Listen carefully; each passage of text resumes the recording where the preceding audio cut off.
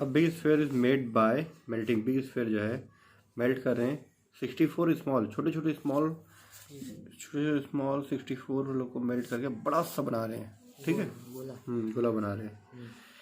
सबके जो छोटे छोटे है ना 64 रेडियस सबके छोटे छोटे जो 2 सेंटीमीटर वाले हैं। छोटे लोग पता है 2 सेंटीमीटर वाले हैं।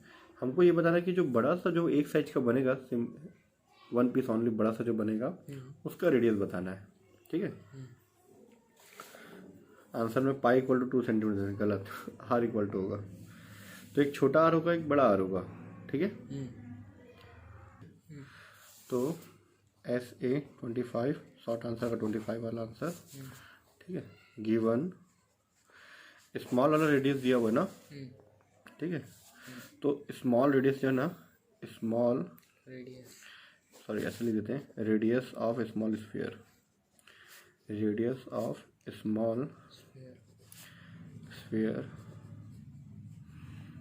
ठीक है आर इक्वल टू 2 सेंटीमीटर दिया हुआ है। ठीक है, let radius of big sphere. ठीक है, कैपिटल आर लेते हैं, मान लेते हैं कैपिटल आर है। ठीक है, अब हमको स्मॉल आर का वॉल्यूम पता है, वॉल्यूम ठीक है ऑफ स्मॉल स्फीयर का पता है वॉल्यूम ना। ठीक है, इसका फॉर्मूला क्या आता है 4/3 पाई आर के पावर में 3। तो 4/3 का 4/3 पाई के वैल्यू 22/7 या फिर पाई का पाई रहने देते हैं क्योंकि वो उसका भी वॉल्यूम आएगा तो उसमें पाई से पाई कट जाएगा। पाई इंटू आर की वैल्यू कितनी है, आर की वैल्यू 2 है, स्मॉल आर की वैल्यू 2 के पावर में 3। 4/3 पाई इंटू 2 के पावर में 3 मतलब 2 2 ज़ा 4 2 2 ज़ा 4 2 2 ज़ा 4 4 2 ज़ा 8 क्या आ जाएगा 8 आ जाएगा। 8 4 ज़ा 32 डिवाइड बाई 3 पाई। ये इसके टेबल से नहीं कटेगा। ये था 1 स्मॉल स्फीयर का। ऐसे ही 64 स्मॉल स्फीयर क्या होगा वॉल्यूम ऑफ 64 स्मॉल स्फीयर। तो 64 इंटू 32 डिवाइड बाई 3 पाई। जो 64 स्मॉल स्फीयर है वो बिग साइज का भी जो 1 स्फीयर है वो दोनों क्या होगा सेम होगा। ठीक है, तो अकॉर्डिंग टू क्वेश्चन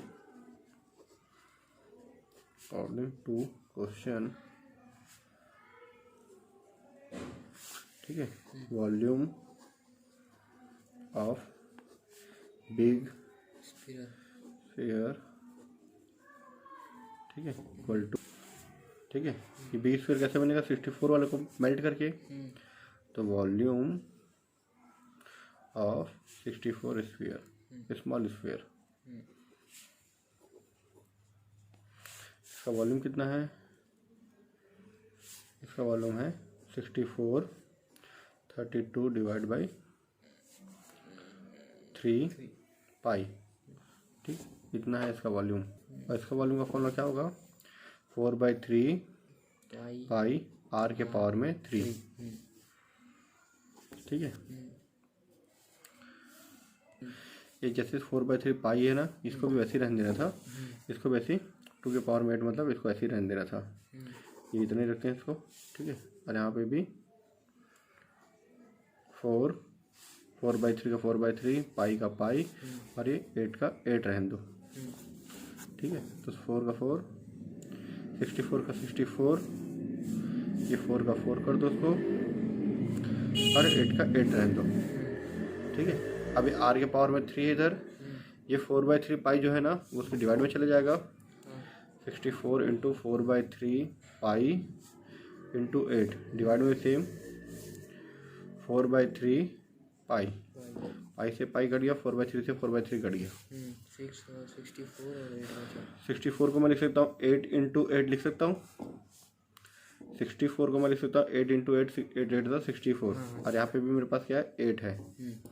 64 को लिखा 8 इंटू 8 और ये 8 क्यों लिखे, क्योंकि 3 बार 8 होने से मैं 8 की पावर में 3 लिख सकता हूँ, क्योंकि यहाँ पे r क्या है, r की पावर में 3 है, तो मैं लिख दिया इसको 8 की पावर में 3, 8 8 8 है, तो 3 से 3 कट गया, तो r इक्वल टू 8 सेंटीमीटर, ये बड़े गोले का आ गया आंसर।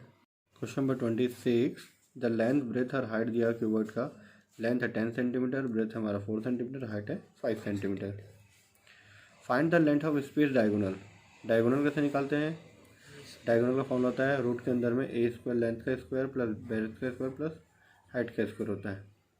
10 है ना, लेंथ को ए ले लिए, ब्रेथ को बी ले लिए, हाइट को सी ले लिए। ठीक है, मैं इसी में समझा रहा हूँ। ए मतलब 10 का स्क्वायर, देखो यहाँ मिस्टेक था अभी, यहाँ ब्रेथ हमको 4 दिया है, यहाँ 10 लिया है, अभी हमारा आंसर गड़बड़ आ जाता। ठीक है, तो इसको भी कर दो 10।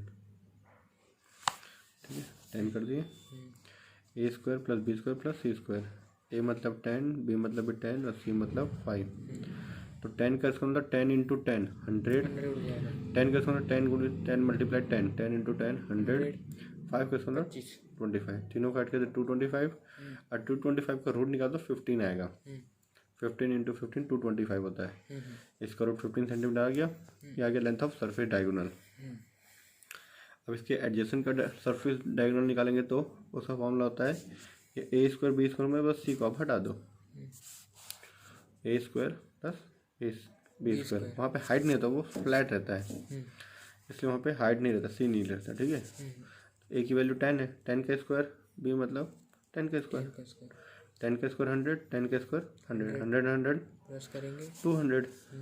ठीक है, 100 100 कितना होगा 200, यहाँ पे पैसा लिखना रूट में 200। ठीक है, 200 को मैं क्या लिख सकता हूँ 2 इंटू 100, क्यों लिखे हैं, क्योंकि 100 रहेगा तो 10 का पावर क्या होता है, 10 का स्क्वायर 100 होता है, तो 100 में क्या किया 10 को बाहर निकाल दिए, बच गया के अंदर में 2 बच गया। ठीक है, ऐसे लिख के बताता हूँ मैं, जैसे 100 प्लस 100 है 200 हो जाएगा, और 200 में क्या होगा वो, इसका मैं निकालूंगा तो 2 इंटू 10 इंटू 10 आएगा वो। ठीक है, तो 10 10 में बाहर निकल जाएगा, तो अंदर में क्या बचेगा 2, तो ये 100 मतलब 10 बाहर निकल गया, तो बचे क्या रूट 2 सेंटीमीटर। ठीक है, अब ये ए और बी का निकाल दिया, वैसे बी और सी का निकालेंगे, फिर ए और सी का निकालेंगे। ठीक है, अब बी और सी का निकाल देते हैं, बी का 10 है और सी का 5 है, 10 का स्क्वायर 100, 5 का स्क्वायर 25, दोनों को ऐड करते 125 आएगा। अब इसको इसके नीचे इसको लिखना, इसको ऐसे करके लिखना, ऐसे। ठीक है, ऐसे बराबर बराबर मत लिखना, इसको नीचे डालते जाना। 125 का रूट निकालोगे आप, ठीक है, तो होता है 5 इंटू 5 इंटू 5, 125 का निकालोगे तो क्या होगा 5 इंटू 5 इंटू 5, 3 बार, तो कोई 2 बाहर निकल सकता है, ये दोनों बाहर निकल गया 5, तो अंदर क्या बचा, एक 5 बचा, क्योंकि यहाँ कुछ नहीं मतलब 2 रहता है स्क्वायर में, तो 2 का पेयर बनता है। ठीक है, तो 5 रूट 5 सेंटीमीटर हो गया। ठीक है, पहले ए बी हो गया, बी सी हो गया, ए सी, ए स्क्वायर प्लस सी स्क्वायर, तो एक ये सेम टू सेम वही आएगा, यहाँ भी 10 5 था, यहाँ पे भी 10 5 है, सेम टू सेम आ जाएगा। ठीक है, तो ये हमारा क्वेश्चन नंबर 26 कंप्लीट।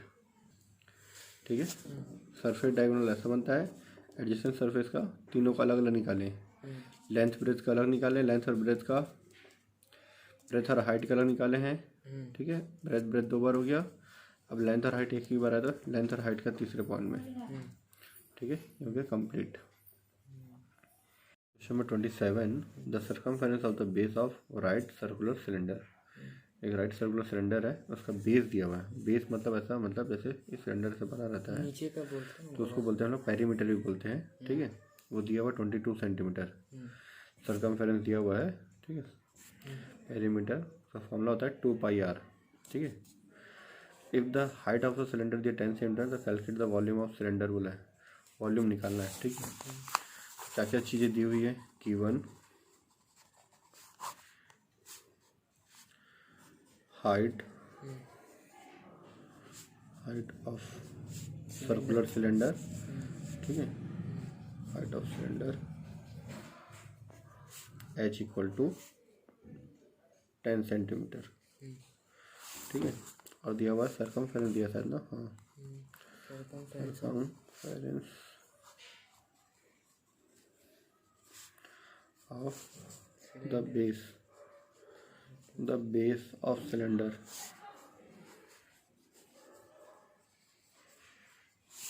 इसका फॉर्मूला होता है 2 पाई आर इक्वल टू कितना दिया है 22 सेंटीमीटर।